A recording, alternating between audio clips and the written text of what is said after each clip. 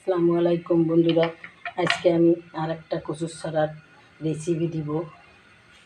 এইটা একটু অন্যরকম করে রান্না করব। তোমরা দেখো, কচুর ছড়া তো অনেকভাবে রান্না করা যায়। চিংড়ি মাছটা আমি ভেজে নিয়েছি। এখন আমি কচুর ছড়াটা দিয়েও কিছুক্ষণ ভেজে নেব। এটা আমি একটু সেদ্ধ করে নিয়েছি আগে। এখন আমি এটাও একটু ভেজে নেব। আজকে আমি প্রথমে তো বললাম যে এটা আমি আজকে অন্যরকম করে রান্না করবো। চিংড়ি মাছটা ভেজে নিয়েছি। এখন আমি কচুর ছড়াটাও ভেজে নেব। তাহলে তোমরা দেখো আজকে আমি কীভাবে রান্না করি।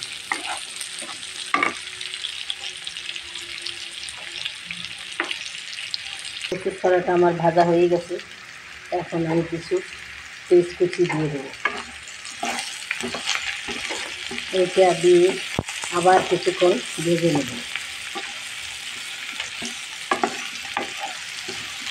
সাথে একটা আলু দিয়েছি।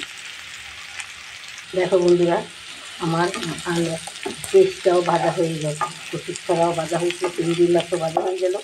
এখন আমার পেঁয়াজটাও ভাজা হয়ে গেছে। এখন আমি এই যে মশলাটা দিয়ে দেবো। দেখো, রসুন বাটা, সামান্য পেঁয়াজ বাটা, ধনিয়া গুঁড়া, স্বাদ মতো মরিচ, আর এক চামচ হলুদের গুঁড়ি, স্বাদ মতো লবণ। এখন আমি এটা এই ভিতরে দিয়ে দেবো বন্ধুরা। এখন আমি এটা দিয়ে আবার কিছুক্ষণ কষিয়ে একটুখানি পানি দিব।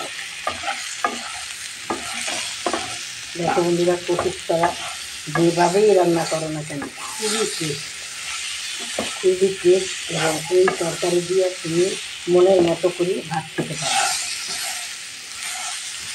একটুখানি একটু পানি দিয়ে দেবো, সামান্য একটু পানি দেবো, কষাবার জন্য একটু পানি দিয়ে দেবো।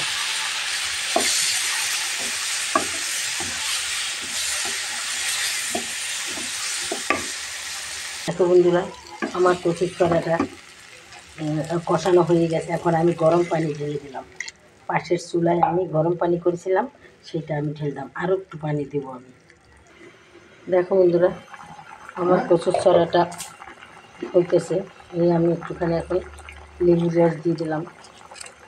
লেবুর রস না দিলেও চলে, তারপর আমি একটু লেবুর রস দিয়ে দিলাম।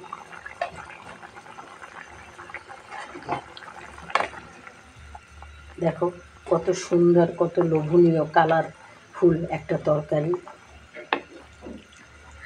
এখন আমি সামান্য একটু টেস্টের জন্য একটু চিনি দিয়ে দেবো, সামান্য, এখন না আরও পরে। দেখো বন্ধুরা, আমার কচুর ছড়ার সবজিটা হয়ে গেছে। এখন আমি একটুখানি ভাজা জিরার গুঁড়ি দিলাম টেস্টটা বাড়ার জন্যে। সামান্য একটু ভাজা জিরার গুঁড়ি দিয়ে দিলাম। এখন আমি তোমাদের পরিবেশন করে দেখাবো। দেখো হয়ে গেছে। একটু ঝোল করব, কারণ এই কচুর ছড়ার তরকারির ঝোলটা টেনে যায় পরে। ঝোলটাই হইলে এগুলোর মজা বেশি, টেস্ট। বন্ধুরা, আমার কচুর ছড়ার সবজিটা হয়ে গেছে। দেখো আজকে আমি একটু অন্য রকমের করে রান্না করেছি। এর আগেও তোমাদের কচুর ছড়ার রেসিপি আমি দেখিয়েছি, কিন্তু এইটা একটু অন্য রকম করে রান্না করেছি, তাই তোমাদের আবার দেখালাম।